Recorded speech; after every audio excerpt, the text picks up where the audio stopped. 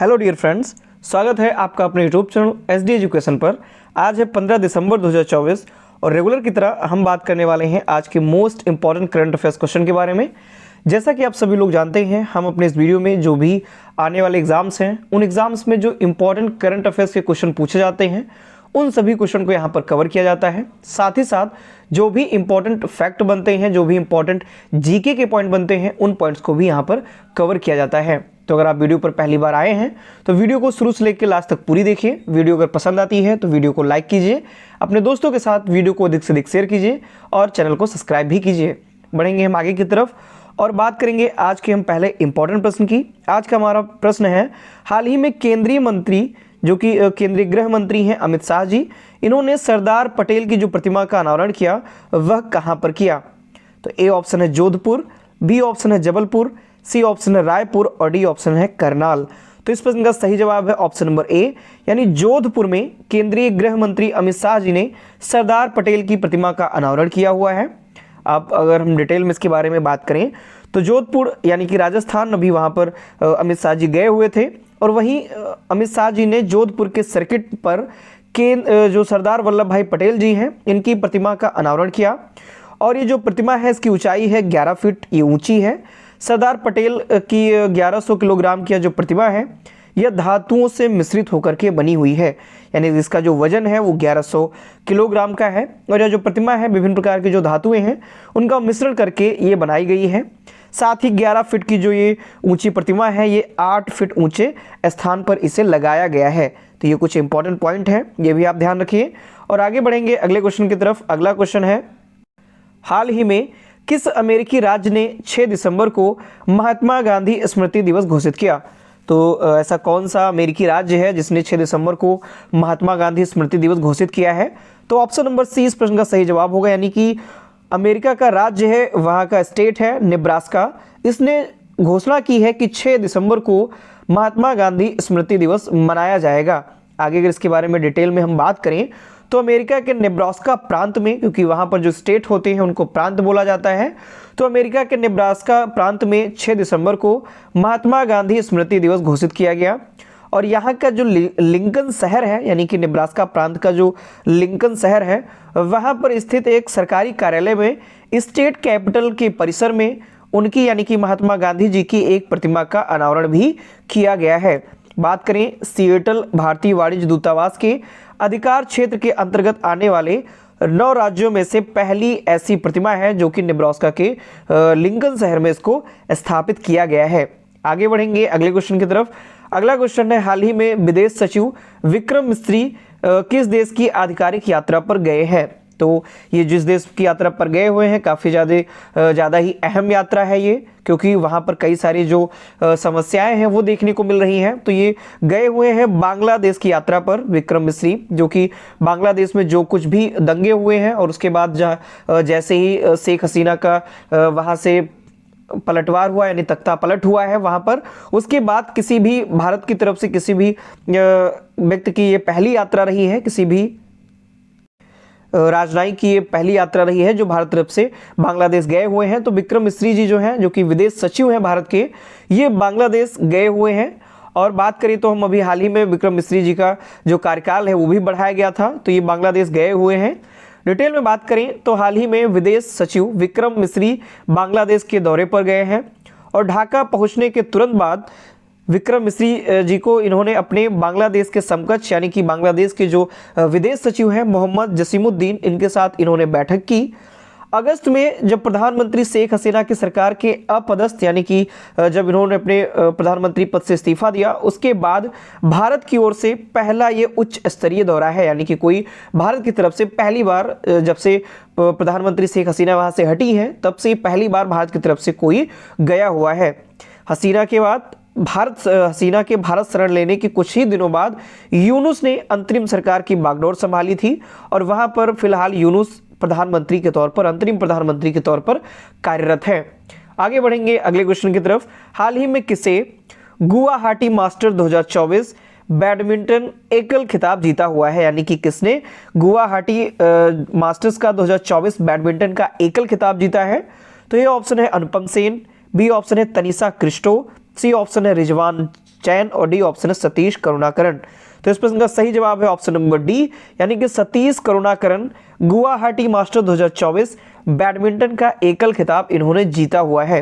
Detail में इसके बारे में बात करें तो हाल ही में सतीश करुणाकरण ने गुवाहाटी मास्टर 2024 बैडमिंटन का एकल खिताब इन्होंने जीता। अगर युगल की बात करें तो युगल में गत चैंपियंस अश्विनी पोनप्पा और तनिषा क्रेस्टो ने फाइनल में चीनी जो जोड़ी थी उनको हरा करके अपने खिताब का सफलतापूर्वक बचाव भी किया, यानी कि फाइनल में पिछली की तरह ही इस बार भी अश्विनी पोनप्पा और तनिषा क्रेस्टो ने जीता। ये युगल में थे।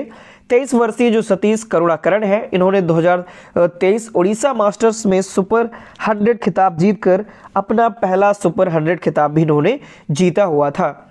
नेक्स्ट क्वेश्चन की तरफ बढ़ेंगे। अगला क्वेश्चन इंपॉर्टेंट क्वेश्चन है। हाल ही में अभय कुमार को किस देश में भारत का राजदूत नियुक्त किया गया? तो अभय कुमार किस देश के राजदूत नियुक्त किए गए हैं? तो ऑप्शन नंबर सी इस प्रश्न का सही जवाब हो जाएगा, यानी कि जॉर्जिया देश के नए राजदूत जो नियुक्त किए गए हैं वो अभय कुमार को नियुक्त किया गया है। डिटेल में बात करें तो श्री अभय कुमार जो कि 2023 बैच के IFS अधिकारी हैं, यानी कि इंडियन फॉरेन सर्विस के अधिकारी हैं, जो जिनको जॉर्जिया में भारत का अगला राजदूत नियुक्त किया गया है। वे वर्तमान में भारतीय सांस्कृतिक संबंध परिषद के उप महानिदेशक हैं, यानी कि वर्तमान में इस पद पर ये कार्यरत हैं। वे भारतीय विदेश सेवा के यानी कि IFS 2023 बैच के अधिकारी हैं। उन्होंने इससे पहले 2019 से 2022 तक मेडागास्कर में भारत के 21वें राजदूत के तौर पर भी ये इन्होंने कार्य किया है। अगले क्वेश्चन की तरफ बढ़ेंगे। हाल ही में किसने क्रॉस वर्ड बुक्स 2024 का जो पुरस्कार है वो जीता हुआ है? यानी कि किसने क्रॉस वर्ड बुक्स पुरस्कार जीता? तो ऑप्शन नंबर 20 प्रश्न का सही जवाब है, यानी कि KJS ढिल्लो। इन्होंने क्रॉस वर्ड बुक पुरस्कार जीता हुआ है, यानी कि इनको ये पुरस्कार मिला हुआ है। तो लेफ्टिनेंट जनरल कंवलजीत सिंह टीनी ढिल्लो ने अपनी पहली पुस्तक, यानी इनकी जो पहली पुस्तक है कितने गाजी आए और कितने गाजी गए, इसके लिए इन्होंने लोकप्रिय पसंद श्रेणी में सर्वश्रेष्ठ गैर फिक्शन पुस्तक के लिए ये कैटेगरी रही, गैर फिक्शन की पुस्तक के लिए क्रॉस वर्ड बुक अवार्ड जीता है। बात करें 8 दिसंबर 2024 को द ललित मुंबई में आयोजित एक समारोह में बच्ची करकरिया द्वारा यह पुरस्कार इन्हें प्रदान किया गया। इंपॉर्टेंट है, बुक्स के द्वारा ये अवार्ड मिला है। इनकी पुस्तक कौन सी है? कितने गाजी आए कितने गाजी गए, ये पुस्तक रही। General lieutenant general Kanwaljit Singh Tiny यानी ढिल्लो इनका पूरा नाम है, और इनकी ये पुस्तक रही और इस पुस्तक के लिए ही इन्हें क्रॉस वर्ड बुक्स अवार्ड मिला हुआ है। अगले क्वेश्चन की तरफ बढ़ेंगे। हाल ही में कहाँ ऑब्स्ट्रक्टिव स्लीप एपनिया जागरूकता पर कार्यशाला आयोजित की गई? यानी ऑब्स्ट्रक्टिव स्लीप एपनिया जागरूकता पर जो कार्यशाला है वो कहाँ पर आयोजित की गई? तो ऑप्शन नंबर 20 प्रश्न का सही जवाब होगा, यानी कि एम्स दिल्ली में ये जो जागरूकता कार्यशाला है इसका आयोजन किया गया। डिटेल में इसके बारे में अगर हम बात करें तो अखिल भारतीय आयुर्विज्ञान संस्थान यानी एम्स, जो कि दिल्ली का एम्स है, इसने ऑब्स्ट्रक्टिव स्लीप एपनिया यानी कि OSA के बारे में जागरूकता बढ़ाने के उद्देश्य से एक कार्यशाला का आयोजन किया। कार्यशाला में दीर्घकालिक जटिल समस्याओं से बचने के लिए निदान के महत्व पर ध्यान केंद्रित किया गया। खासकर ये जो कार्यक्रम रहा ये नींद के ऊपर भी रहा, क्योंकि नींद से कई सारी समस्याएं होती हैं, नींदें भी कई प्रकार की होती हैं, तो इस प्रकार की जो भी समस्याएं थी उन पर बात की गई। साथ ही साथ इस कार्यक्रम में जो नींद से जुड़े हुए विशेषज्ञ थे, जिसमें doctor Abhishek Goyal, doctor Kavita V और डॉक्टर दीप्ति गोठी, इन्होंने इस कार्यक्रम में भाग लिया और इसके बारे में डिटेल से बताया गया, डिटेल से लोगों को जागरूक किया गया। अगले क्वेश्चन की तरफ बढ़ेंगे। अगला क्वेश्चन है, हाल ही में IBBI ने कहाँ दिवालियापन समाधान पर अंतरराष्ट्रीय सम्मेलन की मेजबानी की? तो ऑप्शन नंबर ए इस प्रश्न का सही जवाब है, यानी कि नई दिल्ली में IBBI ने दिवालियापन समाधान पर अंतरराष्ट्रीय सम्मेलन की मेजबानी की। आगे अगर हम इसके बारे में बात करें तो भारतीय दिवाला और शोधन अक्षमता बोर्ड ने इंसोल इंडिया के सहयोग से नई दिल्ली में दिवालियापन समाधान विकास एवं वैश्विक परिप्रेक्ष्य इस पर अंतरराष्ट्रीय सम्मेलन 2024 का आयोजन किया गया। मोस्ट इंपॉर्टेंट क्वेश्चन है ये, ध्यान रखिए, अच्छे से इसको पढ़िए और नोट डाउन कर लीजिए सारे पॉइंट्स। भारतीय रिजर्व बैंक के जो डिप्टी गवर्नर हैं श्री M राजेश्वर राव, इन्होंने बैंक परिसंपत्तियों की गुणवत्ता में सुधार लाने में आईबीसी की महत्वपूर्ण जो भूमिका है उस पर प्रकाश डाला। साथ ही साथ आईबीबीआई के जो अध्यक्ष हैं श्री रवि मित्तल, यानी कि जो भारतीय दिवाला और शोधन अक्षमता बोर्ड है, इसके अध्यक्ष हैं श्री रवि मित्तल। इन्होंने अपने विशेष संबोधन में संहिता की बदलने की क्षमता और परिवर्तनकारी क्षमता के बारे में भी इन्होंने बताया। अगले क्वेश्चन की तरफ बढ़ेंगे, नेक्स्ट क्वेश्चन की तरफ।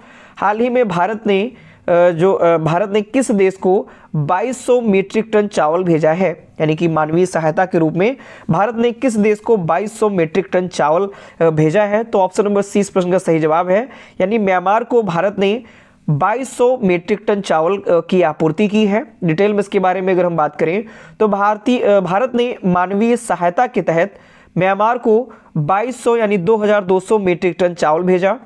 भारत की एक्ट ईस्ट और नेबरहुड फर्स्ट नीतियों के अनुरूप भारत म्यांमार के लोगों को मानवीय सहायता देने की अपनी प्रतिबद्धता की पुष्टि करता है। साथ ही साथ अगर बात करें तो म्यांमार बारूदी सुरंगों से होने वाली इस बार की जो मौतें हैं, उन मौतों के मामले में दुनिया का सबसे घातक देश भी बन गया है, यानी कि वहाँ पर जो भी बारूदी सुरंगें हैं उनसे काफ़ी लोगों की मृत्यु हो रही है, जिसके कारण यह दुनिया का सबसे घातक देश बना हुआ है। किस लिए? क्योंकि यहाँ पर बारूदी सुरंगों से बहुत सारी मौतें देखने को मिली हैं। अगले क्वेश्चन की तरफ बढ़ेंगे, नेक्स्ट और लास्ट क्वेश्चन की तरफ। हाल ही में मुख्यमंत्री यानी जो मध्य प्रदेश के मुख्यमंत्री हैं डॉक्टर मोहन यादव, इन्होंने कहा 6वीं रीजनल इंडस्ट्री कॉन्क्लेव का शुभारंभ किया। तो ऑप्शन नंबर ए इस प्रश्न का सही जवाब होगा, यानी कि मध्य प्रदेश के नर्मदापुरम में मुख्यमंत्री मोहन यादव ने 6वीं रीजनल इंडस्ट्री कॉन्क्लेव का शुभारंभ किया हुआ है। आर्टिकल भी देख सकते हैं, नर्मदापुरम में उद्योगपतियों का महाकुंभ यानी सीएम मोहन यादव ने इसका शुभारंभ किया हुआ है। डिटेल में इसके बारे में अगर हम बात करें तो मध्य प्रदेश के 6वें रीजनल इंडस्ट्री कॉन्क्लेव का शुभारंभ वहां के मध्य प्रदेश के जो मुख्यमंत्री हैं डॉक्टर मोहन यादव, इन्होंने नर्मदापुरम में इसका शुभारंभ किया। इस दौरान प्रदेश के विभिन्न इलाकों से उद्योगपति यहां पर पहुंचे। इसके साथ ही दूसरे देशों के जो भी प्रतिनिधि भी रहे वो भी इसमें शामिल हुए। साथ ही साथ मुख्यमंत्री ने वर्ष 2025 को, यानी कि डॉक्टर मोहन यादव ने वर्ष 2025 को उद्योग एवं रोजगार वर्ष भी घोषित किया। इंपॉर्टेंट है ये लाइन, किस वर्ष को उद्योग एवं रोजगार के लिए वर्ष घोषित किया गया? तो वर्ष 2025 को उद्योग एवं रोजगार का जो वर्ष है वो घोषित किया गया। इसके साथ ही साथ Canada, Mexico, Netherlands, Vietnam, Malaysia, इन सभी देशों के प्रतिनिधि भी इसमें शामिल हुए। तो ये थे आज के हमारे मोस्ट इंपॉर्टेंट करंट अफेयर्स के क्वेश्चन। आशा करता हूं आपको सारे क्वेश्चन पसंद आए होंगे, सारे क्वेश्चन इन्फॉर्मेटिव लगे होंगे। तो अगर आपको ये वीडियो पसंद आती है, वीडियो इन्फॉर्मेटिव लगती है, तो इसके लिए आप वीडियो को लाइक करें, अपने दोस्तों के साथ वीडियो को अधिक से अधिक शेयर करें और चैनल को भी सब्सक्राइब करें। धन्यवाद।